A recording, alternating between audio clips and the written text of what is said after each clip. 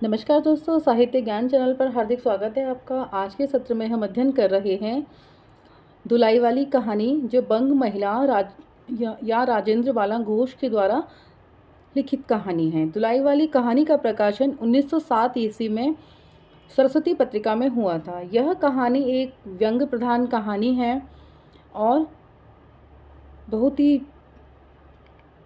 अच्छी कहानी है कि किस प्रकार हमारे लिए, हमारे समाज में व्यंग्य भी बहुत आवश्यक है।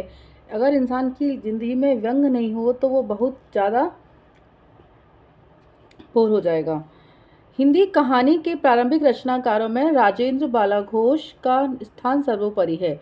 यह बंग महिला के नाम से प्रसिद्ध है। बंग महिला इनका क्या है? उपनाम है। इनका जो मूल नाम है वो राजेंद्र बाला घोष ही है। राजेंद्र बाला घोष हिंदी की प्रथम मौलिक कहानी लेखिका के रूप में प्रसिद्ध हैं। इन्होंने हिंदी में बहुत सी बंगला कहानियों का अनुवाद किया है ना। जो बंगला कहानियों का अनुवाद इन्होंने हिंदी में किया है। आधुनिक हिंदी कहानी का इन्होंने पथ प्रशस्त किया है। इन्होंने बाद में कुछ मौलिक कहानी भी लिखी हैं, जिनमें दुलाई वाली प्रसिद्ध है। दुलाई वाली कहानी इनकी प्रसिद्ध कहानी है। बंग महिला दुलाई वाली जो कहानी की लेखिका हैं, उनका ये उपनाम है और उनका जो मूल नाम है वो राजेंद्र बाला घोष है। यह प्रश्न भी कई बार परीक्षा में बनता है कि राजेंद्र बाला घोष का क्या नाम है, तो ऑप्शन दिए रहते हैं, तो बंग महिला भी इनका एक नाम है। दुलाई वाली कहानी का प्रकाशन 1907 ईस्वी में सरस्वती पत्रिका में हुआ था। महत्वपूर्ण है, याद रखना है कि कहाँ हुआ था। सरस्वती पत्रिका में हुआ था और 1907 ईस्वी में हुआ था। कुंभ में छोटी बहू 1906 ईस्वी, भाई बहन 1908 ईस्वी, दालिया 1909 ईस्वी और हृदय परीक्षा इनकी प्रमुख कहानियां हैं। इनका समय भी दिया हुआ है। कुंभ में छोटी बहू 1906 ईस्वी में प्रकाशित हुई, भाई बहन 1908, दालिया 1909 और हृदय परीक्षा इनकी क्या है? ये प्रमुख कहानियां हैं। बंग महिला का जन्म 1882 ईस्वी में हुआ था। पूरा नाम है इनका राजेंद्र बाला घोष। आरंभिक दौर की महिला कथाकारों में प्रमुख है ये। इनकी पुस्तक कुसुम संग्रह का संपादन आचार्य रामचंद्र शुक्ल द्वारा किया गया। किसके द्वारा किया गया? पुस्तक है इनकी कुसुम, इसका संपादन आचार्य रामचंद्र शुक्ल ने किया था। इस जो कहानी है, इस कहानी में आए हुए विषय क्या हैं और कहानी का कथ्य क्या है? नवल किशोर द्वारा अपने मित्र वंशीधर से रेल में किए गए मजाक की एक सरस कहानी है। काशी, इसका बनारस के लोगों के जीवन पर प्रकाश डाला गया है। कहानी में बनारसी शौक और बोली का इसमें समावेश किया गया है। विभिन्न परिस्थितियों में इंसान की दिनचर्या का चित्रण भी इसमें दिया हुआ है। काशी से इलाहाबाद की ये प्रमुख है। कहाँ की यात्रा है? काशी से इलाहाबाद की यात्रा का वर्णन इसमें किया गया है। दो मित्रों के हंसी मजाक एवं व्यवहार का चित्रण है। दोनों में गहरी मित्रता है। दोनों एक जान दो कालिब। कहानी के पात्र कौन कौन से हैं? प्रमुख पात्र कहानी में है वंशीधर। मुख्य पात्र जो परीक्षा में पूछे भी जाते हैं कि कहानी के प्रमुख पात्र कौन कौन से हैं। वंशीधर जो जानकी देवी के पति हैं। वंशीधर हैं नवल किशोर। वंशीधर कौन है? जानकी के पति हैं। नवल किशोर के मित्र हैं और नवल किशोर के लिए अगाध स्नेह हैं, यानी परम मित्र हैं दोनों। वंशीधर के घनिष्ठ मित्र हैं नवल किशोर। विनोद प्रिय हैं। इनकी जो विशेषताएं हैं इनके चरित्र की, खूब हंसी मजाक करने वाले हैं। कलकत्ता से नई बहू को लेकर चले थे और वंशीधर को तार भेजा था कि उन्हें ट्रेन में मिलें।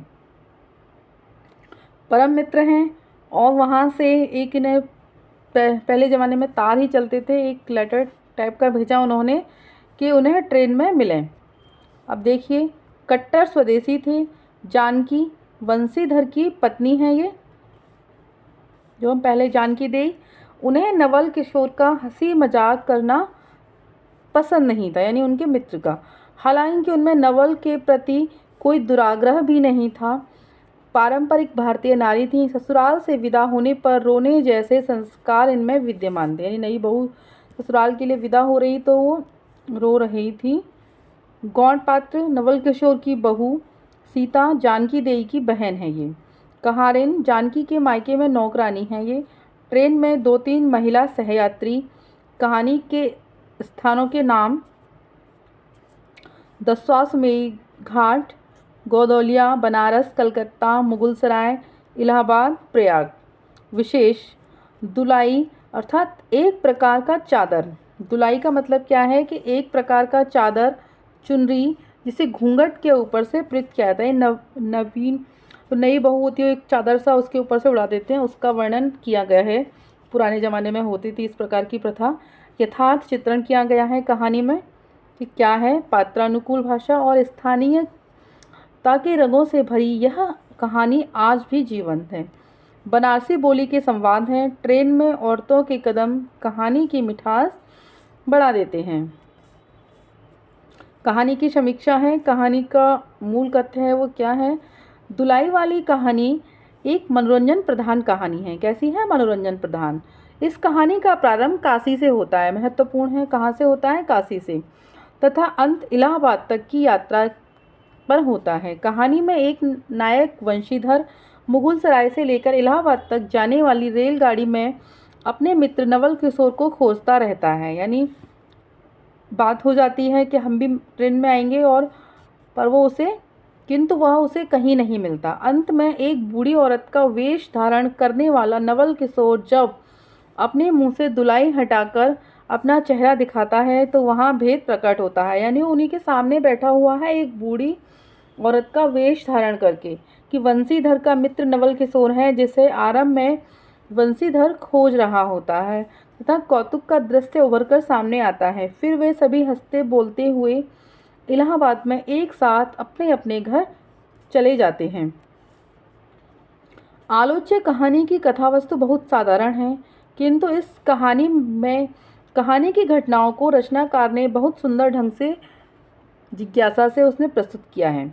यह जिज्ञासा अंत तक बनी रहती है कि नवल किशोर और उसकी पत्नी कहाँ गए। यानी एक मित्र अपनी पत्नी को लेकर आता है और उन्हें कहता है कि तुम हमें वहीं मिलना ट्रेन में, और वो उन्हें पूरे रास्ते ढूंढता रहता है कि मैंने उन्हें तार तो भेजा था मिलने के लिए पर वो कहीं दिखाई नहीं दे रहे हैं। तो एक उत्सुकता रहती है अपने मित्र से मिलने के लिए, और मित्र महिला का रूप धारण करके, एक बूढ़ी औरत का रूप धारण करके उन्हीं के सामने बैठा हुआ होता है और पूरे रास्ते उनसे बातें हुए करते हुआ आता है पर उसे पहचान नहीं पाते।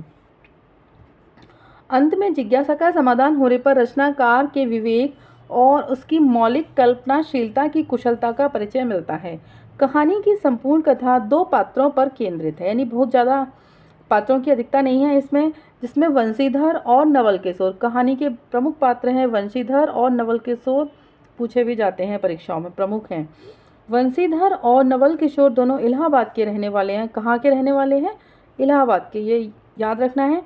नवल किशोर वंशीधर का ममेरा भाई है, मित्र भी हैं और ममेरा भाई भी है, लेकिन दोनों के बीच मित्रता का गहरा संबंध है। सहायक पात्रों में वंशीधर की पत्नी जानकी देई और नवल किशोर की पत्नी जिसका नाम नहीं दिया गया है कथा के विकास में अपनी सक्रिय भूमिका निभाते हैं। यानी 3 ही पात्र मेन रूप से, वंशीधर, नवल किशोर और जानकी देई। और नवल किशोर की पत्नी हैं, उनका इसमें नाम स्पष्ट नहीं किया गया कहानी में। ये दोनों कहानी की रोचकता को बढ़ाते हैं। कहानी में जिन घटनाओं, परिस्थितियों और मानसिकता का चित्रण हुआ है वह तत्कालीन समाज के आसपास की है। रेलवे स्टेशन, तार, इक्का, घोड़ागाड़ी, खोमचेवाला इत्यादि प्रसंग कथा की विश्वसनीयता को बढ़ाते हैं। इस कहानी में काशी के लोगों की दिनचर्या तथा रेल में बैठे यात्रियों का सजीव चित्रण हुआ है। यह कहानी एक मनोरंजक कहानी है, इसीलिए इसका घटनाक्रम भी इसी उद्देश्य के आसपास का है। कैसी कहानी है? मनोरंजक प्रधान कहानी है, तो सभी कुछ उसी के हिसाब से घूमता रहता है। इस प्रकार दुलाई वाली कहानी में लेखिका ने मनोरंजन हेतु हास्य की सृष्टि की है। यानी व्यक्ति के जीवन में मनोरंजन कितना आवश्यक है, व्यंग हंसी मजाक कितना आवश्यक है, तो यह हम सभी जानते हैं कि हास्य सृजन में परंपरा से हटकर मौलिकता और कल्पनाशीलता का अद्भुत प्रयोग किया गया है। कहानी में काशी और उसके आसपास के जनजीवन का बहुत स्वाभाविक चित्रण हुआ है। साथ ही स्त्री और पुरुष की सोच और मनोभावों का भी सुंदर चित्रण इसमें दिया गया है। इस कहानी में देसी धोती और विलायती धोती के माध्यम से अंग्रेजी पहनावे व वस्त्रों के उपयोग पर भी व्यंग किया गया है। देसी धोती, विलायती धोती और अंग्रेजी पहनावे पर भी व्यंग किया है।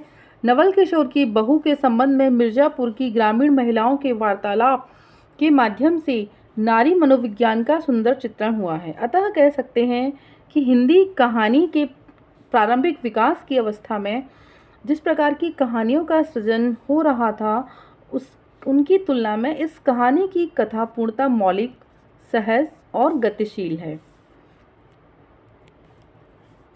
कहानी के प्रमुख उद्धरण, प्रमुख तथ्य, महत्वपूर्ण कथन देखेंगे। महत्वपूर्ण कथन है ये। अरे इनकर मनई तो नाई आइलेन हो देख लो रोवल कर थईन प्रयाग जी जहाँ मनई मकर नहाए जाला। प्रयाग को उन्होंने प्रयाग जी कहा है। नाहक विलायती चीज़ें मोल लेकर क्यों रुपए की बर्बादी की जाए, देशी लेने से भी दाम लगेगा, सही पर रहेगा तो देश में ही। खैर दोनों मित्र अपनी अपनी घरवाली को लेकर राजी खुशी घर पहुँचे और मुझे भी उनकी यही राम कहानी लिखने की छुट्टी मिली। पहली ऊ मेहुरवा बड़ी उजबक रहेला, भला केहू के चिल्लाए से रेलियो कहूँ खड़ी होला। उस गाड़ी में एक लाठीवान भी था। उसने खुल्लम खुल्ला कहा, का बाबूजी कुछ हमरो साझा। वह बुढ़िया जिसे उन्होंने रखवाली के लिए रख छोड़ा था, किसी बहाने से भाग गई। बुढ़िया वही थी जो नवल किशोर उनका मित्र बुढ़िया का रूप धारण कर आया था। तू ही उन स्त्रियों को कहीं ले गई है, इतना कहना था कि दुलाई से मुंह खोलकर नवल किशोर खिलखिला उठे। दुलाई की बिसात ही कितनी, ये महत्वपूर्ण है। अरे तुम क्या जानो, इन लोगों की हंसी ऐसी ही होती है, हंसी में किसी के प्राण भी निकल जाएं तो इन्हें दया ना आवे। महत्वपूर्ण कथन है।